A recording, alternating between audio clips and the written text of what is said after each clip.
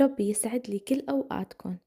أكلة الكشك من ألذ وأطيب الأكلات، وخصوصي إذا كان الجو بارد. هلأ كتير مننا بيشوف إنه أكلة الكشك هي أكلة فقيرة، بس بالحقيقة إله فوائد صحية ما بتنعد ولا بتنحصى.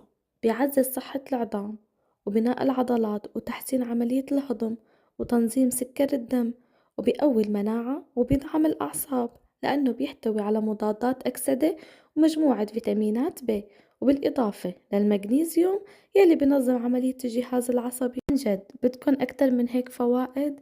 يلا تعالوا نبدأ وصفتنا ونقول بسم الله.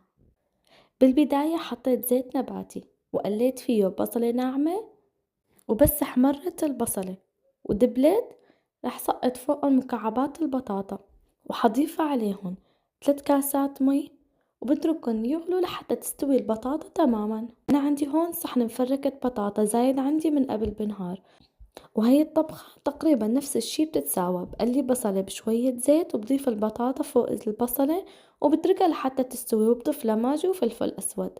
فأنا بس يستوي الكشك معنا شوف الفيديو للنهاية شلون رح نضيفه فوق الكشك. وهون استوت عنا البطاطا، رح أضيف مي باردة فوق المي السخنة مشان تصل المي لمرحلة الدفى ما تضل عم تغلي، وحنضيف الكشك فوق المي ونبلش نحرك أول بأول، لأنه الكشك بس ينضاف على مي سخنة بصير بجبل، بيعطي دوائر وما عاد يدوب معنا بسرعة. ورح استمر بالتحريك لحتى يدوب الكشك تماما، وضل عم حرك لحتى يبلش المي مرحلة الغليان تقريبا.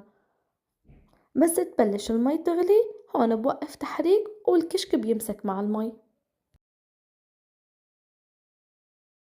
ومثل ما عودتوني دائما بتمنى منكن ما تنسوني من لايك وتعليق حلو مثلكن، واللي ما مشترك بالقناة بتمنى منكن الاشتراك بالقناة وتفعيل زر الجرس مشان يصلكن كل جديد.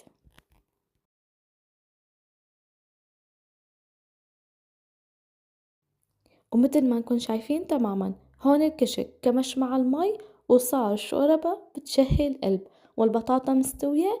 رح اضيف صحن البطاطا اللي قلتلكن عليه، وهلأ شوفوا كيف ما رح تفرقوا بين البطاطا اللي حطيتها بالبداية وهذا الصحن يلي ضفته، لأنه تقريبا انطبخ بنفس الطريقة.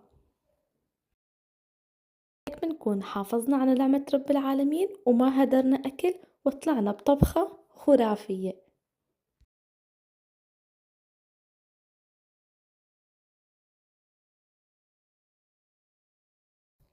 رح ضيفله معلقتين ماجي بودرة ورشة فلفل أسود وشوية ملح.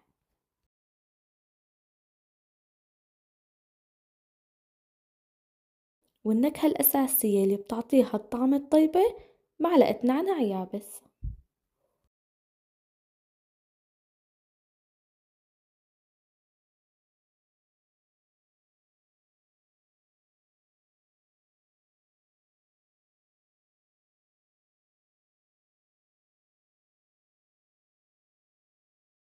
وهلأ رح أغطي الطنجرة واتركها تتسبك على مهلة وتتعقد وتاخد النكهة الطيبة.